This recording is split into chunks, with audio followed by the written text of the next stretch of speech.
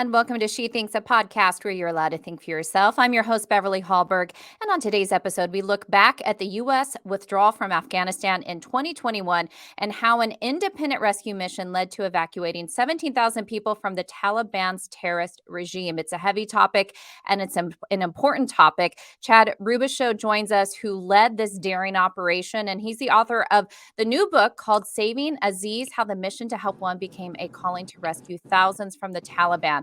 He'll talk with us about the resilience of the Afghanistan people, his direct interaction with the Taliban, and what we can learn from this 20-year war. Before we bring him on, a little bit more about him. Chad Robichaux is a former Force Recon Marine and DoD contractor with 8 deployments to Afghanistan and is the co-founder of Save Our Allies, which evacuated more than 17,000 people from Afghanistan in 2021.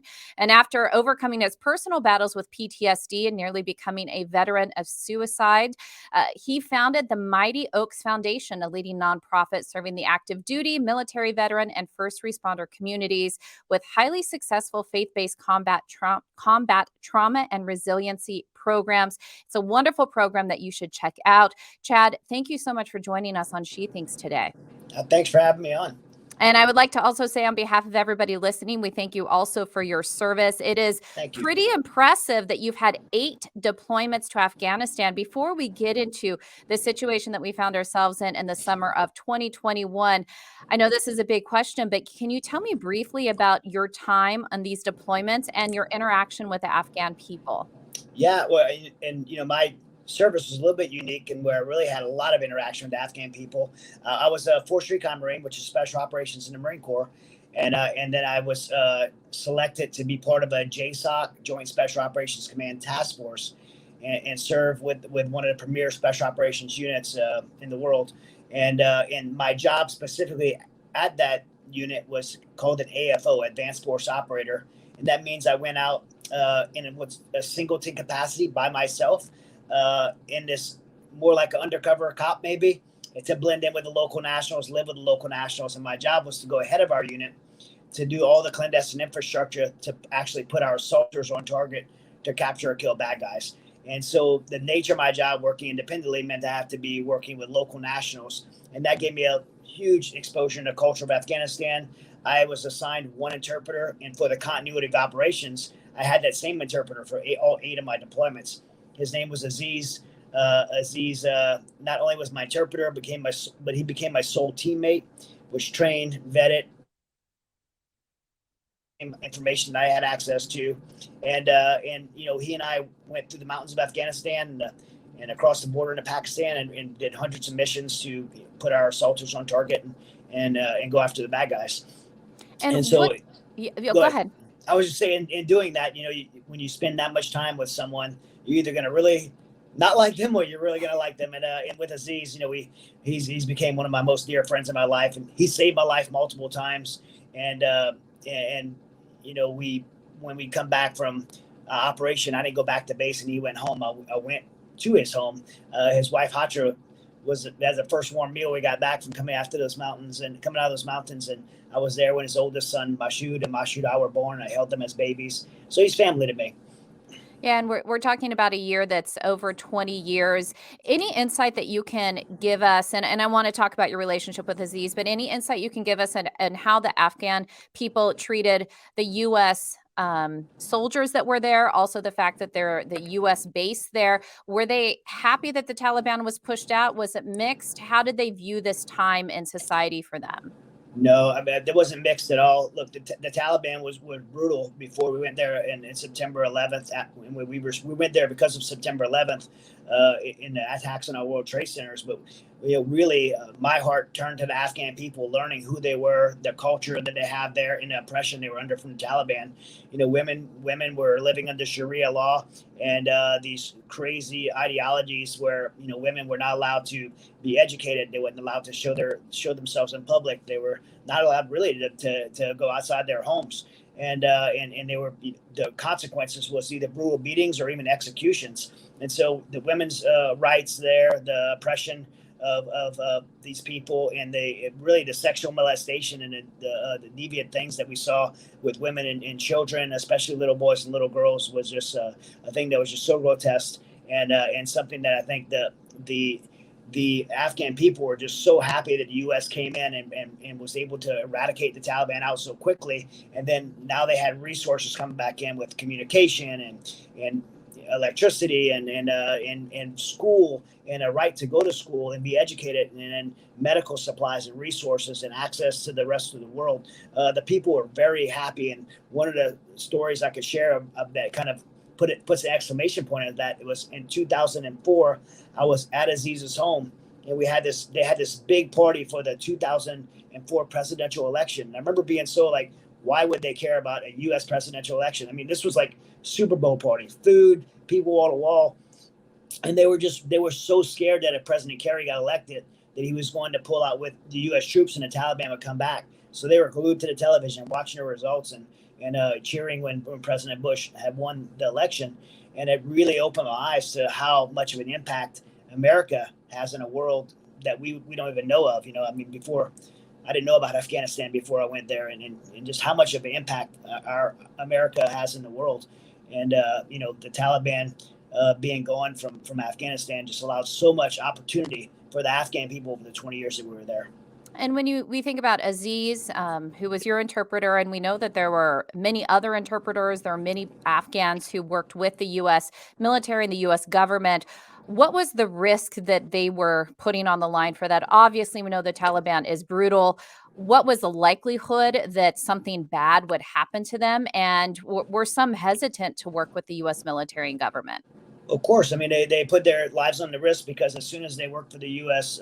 With the U.S. military, they're identified as infidels, and the Taliban law, they're to be killed, and it's not just them; it's their wives and their children would be either killed or beaten or sexually enslaved.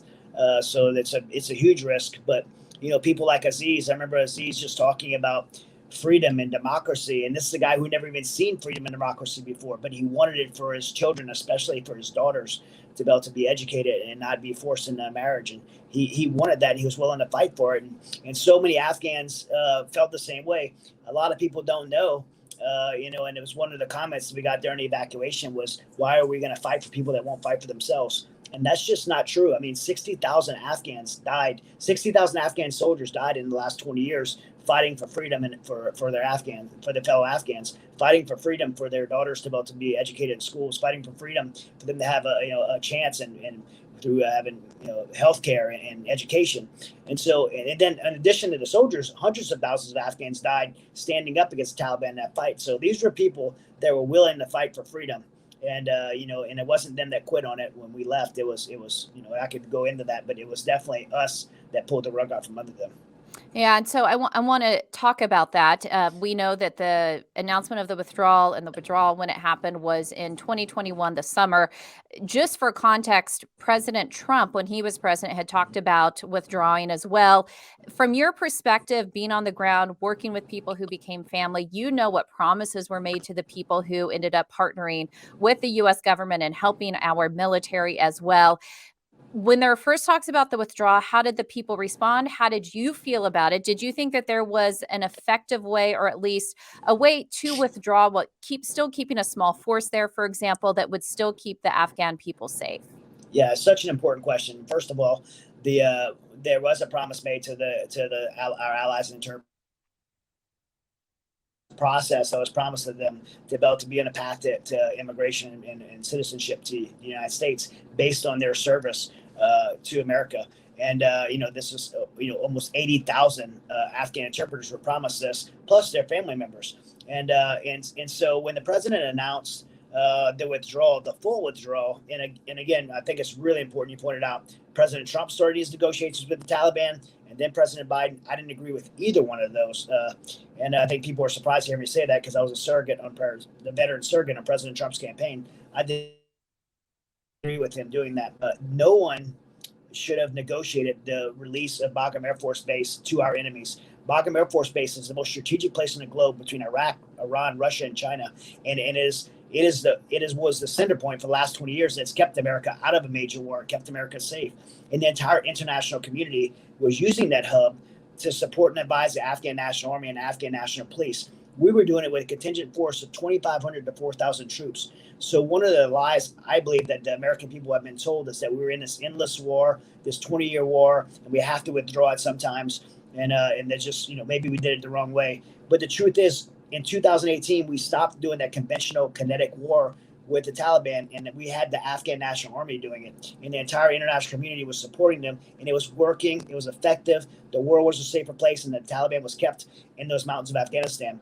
And so to say that we needed to quickly move out our force because America's sons and daughters were dying and we have to leave, that's just not true. We have that small contingent force. We have those forces all over the world.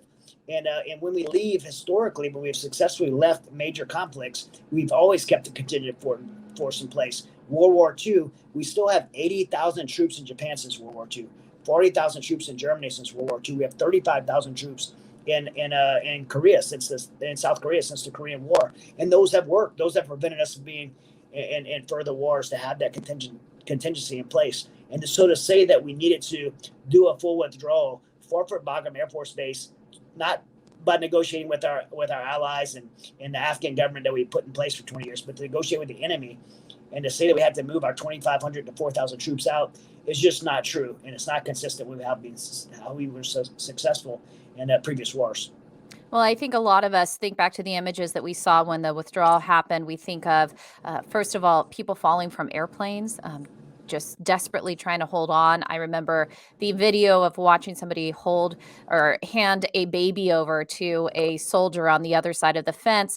And then, of course, there's a tragic loss of life of 13 soldiers at the air base there. So there's a lot we think of when we watch this, but you're somebody who knows the people intimately, you know the situation intimately. Where were you when you heard about the withdrawal? And then what did you think as you saw these events unfolding? Well, I started following it right when the President Biden took office, because he started talking about it at day 2 in office. It was one of his campaign goals was to withdraw us from Afghanistan. And I was following how he was being advised, because it's always important to look at how the commander in chief's being advised. The Joint Chiefs were advising him against it. The intelligence community leaders were advising him against it. But he was making this decision anyway. And so based on the things I said earlier, this was very concerning for me, for our national security and for the global security, because I knew, the absence of the U.S. military and having that international presence at Bagram Air Force Base would be a hotbed for terrorism, and it would also allow our enemies, China, Iran, and who definitely wanted Afghanistan for economic reasons, and then Pakistan ISI, which is Pakistan's intelligence. In addition to that, I was concerned for the Afghan people. I knew, and I think anybody with any kind of military experience knew the Afghan National Army was not prepared, and it never would be fully prepared without the support that we gave them through that international effort, and by providing them that support and advisory role, by bringing air support to them. It's a system that was really working to prevent terrorism. And so it really concerned me. And then I was also personally concerned for my friend Aziz and the other interpreters that had served with us, and knew that the State Department would not be able to evacuate all of our allies, and they would be left behind, and ultimately what happened exactly what is happening. They would be systematically killed for their service to us. And so when you thought about Aziz, and I'm assuming you looked to potentially the government and the military on the ground to try to evacuate people, when did you realize that the people that you knew, including your interpreter Aziz, were not getting the help that they needed? Well, I tried to do it through the paperwork process first, through the special immigrant visa process that they were promised. He had already been in the process for 6 years. Remember, it's only supposed to take 9 months. This is a guy that had access to top secret information, been polygraphed, worked with the 15 years with the highest level of special operations in the United States military. And I know a lot of people in Congress. I have a lot of people in Senate, and we still couldn't get him through. So I'm like, if it's not working for him, it's not going to work for anyone. And so I started looking at different options where I'd be able to get him out, because we knew that the military withdrawal was not anything with the military withdrawal did not support the evacuation of our allies. And in addition, we started seeing how the president was going to go about things. I was really concerned with the withdrawal plan, or what was a plan. What they had, it was really concerning. So I knew right away that I would have to take matters into my own hands and build a team to go and get Aziz's wife and his kids. When we see as we put the team together, put a team together, about 12 special operations veterans that I knew really well and have a tremendous amount of experience from the highest levels of special operations. And as we're putting our team together to go get them, one of our teammates made a very important point that it was maybe a little bit selfish just to get Aziz and his family when we had such a talented group of people with the willingness to go help. And I think all of us are pretty strong people of faith, and we really felt God was like burdening our hearts to do the right thing, even though our government wasn't. And we made a decision to say, let's get as many interpreters, Americans, women, children that would be persecuted or sexually enslaved, and many Christians that would be persecuted for their faith. Let's get as many people as we can. And can I interrupt you here? I just sure. want to make sure when you talk about going over there and pulling these people together that you had served with before, you're talking about special ops, or how dangerous did you expect this to be? How did you plan to enact it? Is this similar to what we would see on the movies where you're completely trying to go in the dark of the night, pull people out? What was your thought at that time? No, yeah, it's exactly that. I mean, we knew that the Bagram Air Force Base had been forfeited. We knew that the White House had made this huge error of moving out military, abandoning Bagram Air Force Base, which would have been the most secure place to evacuate people with military aircraft. They had abandoned that, and they had moved military out before civilians, before allies, before our $84 billion in equipment. So they had really created a scenario that created a very hostile environment. You talked about the airport. Thousands of people, 100,000 people swarming the airport. You've seen how desperate people were in those planes. They were also, as you know, for any moms listening out there, you probably imagine like how desperate you'd have to be to kiss your little brand new baby goodbye, put it on top of a crowd of thousands of people, for that crowd to crowd surf that baby to the wall, and somebody at the end of that wall to throw it as hard and high as they could to get over that wall, because that was a better chance than to stay behind with the Taliban. To say goodbye to your brand new baby like that. That's the level of desperation. And then what they didn't know was on the other side of the wall was 6 feet high and 20 feet deep of concertina wire. My buddy Joe counted 6 babies that were hung up in that wire, bled to death. I mean, that's the level of desperation that were there. So knowing we were going into that environment, we're going to have to go outside the wire, meaning off of that controlled military airport to go get people. I mean, we knew we were going into a very hostile. I mean, the level of experience that I had in that group, we knew exactly what we were getting to. We had a lot of comments. People were writing stuff on social media like, you guys are stupid. You don't know what you're doing. You're getting yourself killed. Like, we knew what we were doing. But, sometimes you look at the risk versus reward, and we had friends there. It was the right thing to do. And when our government was doing the wrong thing, and it made me real proud to see, people, and I say, our group, but people coming together just to do the right thing for their fellow human. And people donating money to us, people reaching out to us and saying, hey, we're praying for you. Like people just supporting us and getting the word out. And then, the volunteers, guys that we had go and the team, because everyone was volunteers. So how many people did you have with you going over? How many people volunteered for this dangerous mission? We had a 12-man team, but only 3 people would go outside the wire at a time, outside the airport at a time. Aziz was actually got by a Air Force pararescueman, special operations guy named Sean High. I was able to move Aziz to that gate, and we had Sean High come out of the airport and get him. We ultimately got that week was 10 days there. We didn't know how long we had. We just, as fast as we could. If you stop to sleep for 5 minutes, you're like, someone's going to die. So my friend C-Spray lost 37 pounds in that 10 days. He never stopped getting people. And we were getting the right people. We had people who were getting SIVs, people with documentation. And I got to back up. The way we were able to do this, by the way, all we did was be willing to go. But we seen what I would say was a miracle, because and really like a divine miracle, because I'm not smart enough, capable enough to pull this off. But the Joint Chiefs allowed us as an NGO, as a civilian operation, to go onto the airport and do these evacuations, land aircraft and do that. That's an impossibility. So that was a miraculous door open. And then the United Arab Emirates, the royal family, allowed us to bring people there, because you have to have either a visa or something to be able to bring people out in one country to another country. It's human trafficking if you don't. And so they rolled out the red carpet for us to use the humanitarian center and gave us a C-17 plane, the large military planes. And then Glenn Beck, a friend of mine who's a radio show host that many people may know who he is, he called me up and said, I just went into the radio to raise a few $1,000s, and I raised $21 million. What do I do with it? And I said, we need to charter planes. And so all these things happened in like 3 days that made any one of those things that didn't happen would have made it impossible. But these things just fell into place, and we were able to stay there for that 10 days. And ultimately, that week, we saved 12,000 people from that airport and moved them to humanitarian center in Abu Dhabi. But then the Abbey Gate was blown up, and 13 of our service members were killed. And we chose, while the military had to leave, we chose to stay. And there's a lot of reasons we chose to stay, but I think the one that sticks out the most is that the news and the White House was saying that there was 100 Americans still there. And we were like, it's not even debatable. Like, we were like, that doesn't even match up with the math that they were saying. That was their own math didn't match up.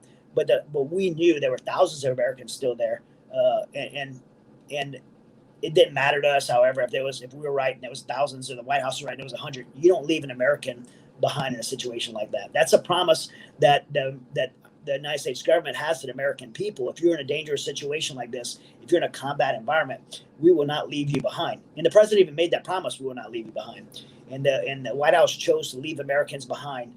And where I come from, like, one American somewhere, we're like, we'll scorch the earth around you to go get you. Even if we lose guys, like, that's just the mentality that you always had in a special operations community. And it was just unconscionable for us to leave. So we chose to stay. And we stayed for another 2 months and worked out of a place called Mazar Sharif, and it was able to fly another 5,000 people out. And I say we loosely. We had a coalition of like a lot of incredible nonprofits that were helping organize and move people in safe houses and get people out. And then after that, we chose to stay even further and help move people who were stuck in the Panjshir Valley into Tajikistan. There was thousands of people stuck in this Panjshir Valley, and they wanted to go into Tajikistan to get out, but that border is like, the terrain's like 25,000 foot mountain peaks and Category 5 Rapids River across the Panjshir River, which makes the border there. And the water, if you get in the water, it's like ice melt, so it's freezing cold. And so you could travel through there for a week and with a family, and then you hit a 1,000-foot cliff or rapids in the water.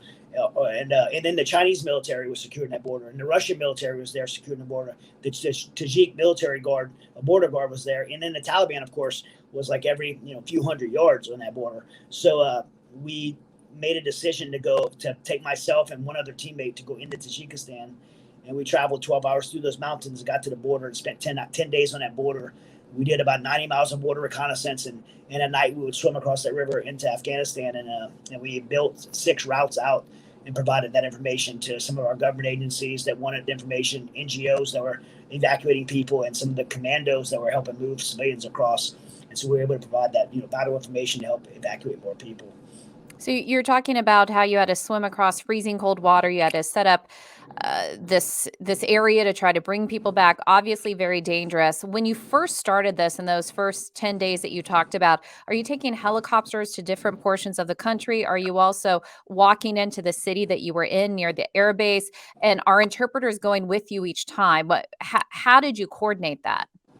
Yeah, so at the airport, our ground team was a guy named C Spray, Sean G, and Tim Kennedy. They would sneak out of different parts of the or go through a gate, or sometimes sneak out of the parts of the airport, and they would maybe go as far as like 2 or 3 miles outside the airport in the city of Kabul, and I would be linking up, like coordinating, communicating with these groups to link them up, and we'd use near and far recognition symbols, and I can't get into the details of how our means and methods of how we do that, but we use like a 7-point bona fides system to make sure they're the right people, and then to get control those people, then we move them. So everything was done on foot at the airport, and then sneaking them back in through what we call rat lines, like holes in the fence, and different routes that we built out. And in Tajikistan, everything there was on foot as well. We had vehicles. We had a vehicle that we did the route recon for the 90 miles of border. But when we would go into Afghanistan at night, we would go in the night. Sometimes the Taliban or Chinese special operations right there on the border, we'd be like within 30, 50 yards from the Taliban or Chinese soldiers, and swimming across that river in Afghanistan. But all this was done on foot. Flying helicopters around was not an option. Was not an option for us. We had looked at using helicopters to move people on the HKI airport, but that option ended up not fizzling out. So pretty much all the movements were done on foot. And once we got them to aircraft, and we were able to load them on aircraft, get them manifested, make sure we were getting the right people, because we were confined with getting the right people, not we couldn't just put anybody on Do you aircraft. have any idea how many miles you walked during that time frame? I don't. We were myself and Dennis. There was 10 days. 10 days we were on that border. I mean, we slept probably like an hour, 2 hours a day for 10 days, and literally I would say we walked probably 12 hours a day for 10 days, and so we were constantly Yeah. walking and building routes, and yeah, it's very treacherous terrain too. That mountains there. Yeah. Just yeah. So I mean, I have no idea how much we walked. We were usually I would have had a GPS tracker on, but we had to shut a lot of electronics off because the Russian military was there, and any electronics you put on, they were intercepting, and so we were trying to make sure our locations wasn't, so we just shut off our electronics.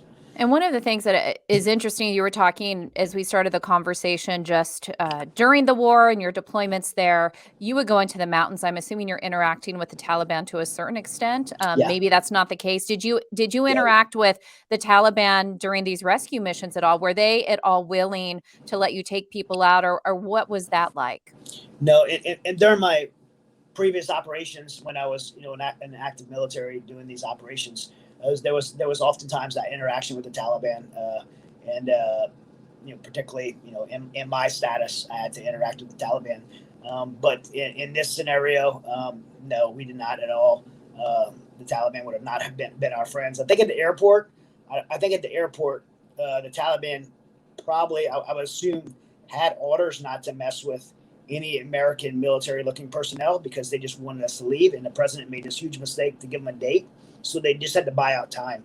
And we should have not given a date; we should have given terms. Again, Yeah.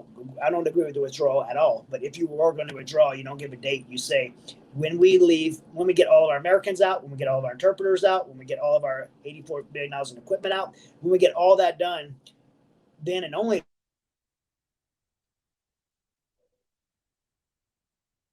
then, am I still on? So, yeah. Then and only then will we leave. And so we chose. But we chose to give them a date, and because of that, they just bought time and waited us out. And I think they intentionally did not interfere.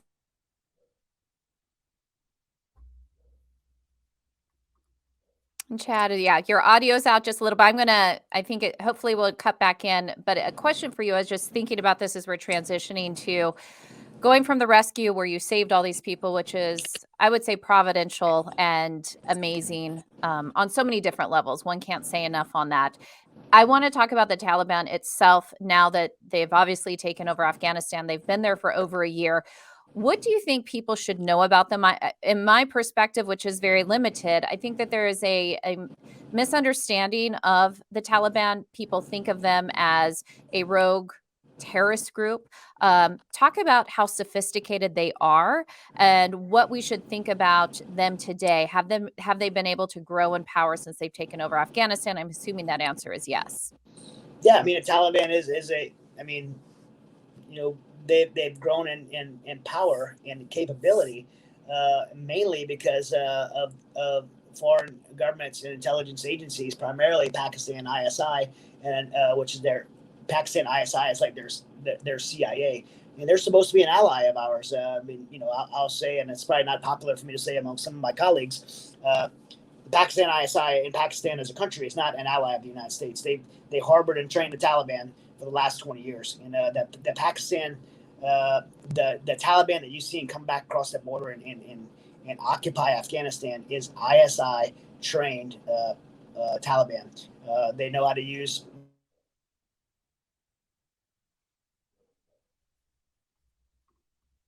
Oh, okay. I think you cut out just a second there. Yeah. Let me transition to this. I mean, it's heroic what you and your fellow Marines did. Did you ever hear from the Biden administration or from the US government thanking you? Anything along those lines? Because many people, as you even said this, viewed this as the US military not just leaving our allies behind, but leaving our own people behind. Yeah, obviously, probably our actions were not very popular with the administration. It would have been probably embarrassing for them to see that we've, rescued all these people that they left behind, including Americans. And I didn't write a book as a hit piece against my book, Saving Aziz, is not a hit piece against President Biden, but it does lay out the truth. And the truth is, is not very favorable to the White House. And, the Pentagon had my book for 5 months and did the redactions, which means anybody who reads that book know that whatever's still left there is true. And unfortunately, those truths are not something that as American government can be very proud of. I had to struggle with that for a little bit, but I do believe that while the government didn't do the right thing, American people did and stood up and did the right thing.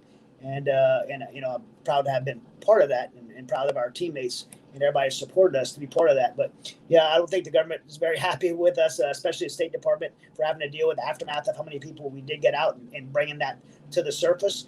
But, so be it. We're the American people, and our voice should matter more than our elite leaders anyways. And I hope this book brings truth to some people so they could actually talk about the things that they don't agree with, and then voice it to their congressmen and senates. And I mean, look, the new House Speaker of the House just announced that there's going to be investigations into the withdrawal, which is important. I don't think accountability will ever come for it. I'm not optimistic enough to believe that, but I do believe these questions should be asked publicly of why the White House and the administration made these decisions. Why did the State Department turn their back on our allies and our American citizens? And I hope we get some answers.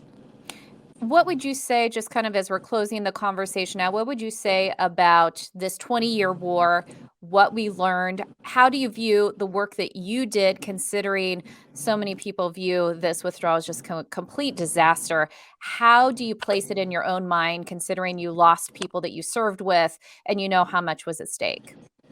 Well, I mean, it's not over. There's for me, I view it as something that's not over. There's still 75,000 allies in Afghanistan.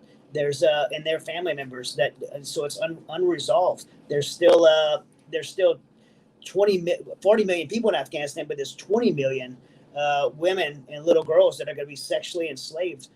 There's 20 million women that have just been told last week that not only are they forced into Sharia law and wearing burqas, and now they're already marrying in August, they were doing this in 2021. They're already marrying off 9-year-old and 11-year-old girls, but they have also been told that they can't have health care. They said that these women any women in Afghanistan now cannot see a male doctor, but women can't be doctors, nor can women be educated. So women's health care is gone in Afghanistan. No education, no health care, forced marriages, Sharia law. And, for me, I think women that have stood up for women's rights should be speaking into this. This is 20 million women that we were connected with as a nation for 20 years. And we should be speaking up for them. I'm a guy, I have a voice, but I think women should be speaking up, because this is it's atrocious that women will be treated this way anywhere in the world. But this is 2023. This should not be allowed anywhere in the world. The world needs to speak up for these women. And one of the things I think is interesting is taking a look at what's been going on with the protests in Iran, also the protests in China. So many women are leading those protests. And so you do see a rise of women speaking up for women's rights. I know the women in Afghanistan are facing drastic measures if they speak up. So I realize their situation is very dire, but it's important for all of us to speak up who can on their behalf. I have seen that. I would just challenge, we live in the most amazing country in the world, and regardless of how terrible the politics are and how divided it seems, this is still the greatest country on the planet. And this gives us the opportunity, by being American citizens, we have the freedom and opportunity to use our voices and speak up for those who can't. And those women in Afghanistan can't speak up right now, but we can for them.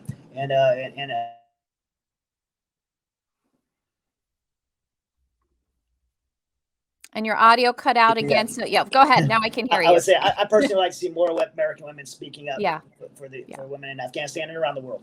So. Final question for you, and if you don't want to give anything away, because you do have a book that came out on the 17th, Monday of this week, where is Aziz today, and do you have any stories to share on some of the people that were rescued? Yeah, well, Aziz is here with me in New York. Oh, let's wait. It's just a second, and now I got you. Okay. Someone keeps trying to call in and I don't know who it is. Oh. You're a popular guy. Your book's out this week. Well, they're calling on Skype, but my Skype's only for interviews. So got it. Aziz is here with me in New York. We're on the the book tour for the release. It was really neat to see him in Times Square. His big face on a billboard. We have a Times Square billboard. The HarperCollins got a Times Square billboard for us, and so this giant billboard with his name on it is so cool. And he's just really embracing America. I mean, he's been friends with Americans for the last 20 years, but his wife Hatra and their 6 kids are just loving. They live in Texas, right next to me. They works for my foundation at Mighty Oaks Foundation, and he's out starting to do public speaking and talking about his story and really as an advocate for other Afghans. And it's just really amazing to see him. And then many Afghans are coming here and they're getting assimilated into American culture. And one of the things I've seen and I've loved, so many people have been just really open-armed and welcoming to the Afghans that have come here and really helping them make this place their home. I mean, you have to realize we were doing evacuations. We're like, pack whatever you could fit for your family, put it in a backpack because that's all you could take. Yeah. And they're leaving their homes and stuck in a humanitarian center for months at a time, and then finally get here and have to start over with nothing. And the United States government did not have a very good system in place for immigrating Afghans here. There was very limited financial specifically for Afghans, and very limited transition for them. So it's been tough on a lot of them, but the people of America in this area too have really stepped up and with open, welcoming arms to our Afghan friends. Well, it's an amazing story. As I said, the book is out this week. It's called Saving Aziz, How the Mission to Help One Became a Calling to Rescue Thousands from the Taliban. It is an important story. It's a story about heroes. You are a hero, Chad. We appreciate not just you coming on the show, but obviously your service to this country, and especially in this way that you weren't even asked to serve. And so it's really an honor to have you on the program, Chad Robichaux. Thank you so much for being here. Thanks so much for having me on. And thank you all for joining us today. Before you go, Independent Women's Forum does want you to know that we rely on the generosity of supporters like you. An investment in IWF fuels our efforts to enhance freedom, opportunity, and well-being for all Americans. So please consider making a small donation to IWF by visiting iwf.org/donate. That's iwf.org/donate. Last, if you enjoyed this episode of She Thinks, do leave us a rating or a review. It does help, and we'd love it if you shared this episode so your friends can know where they can find more She Thinks. From all of us here at IWF, thanks for watching.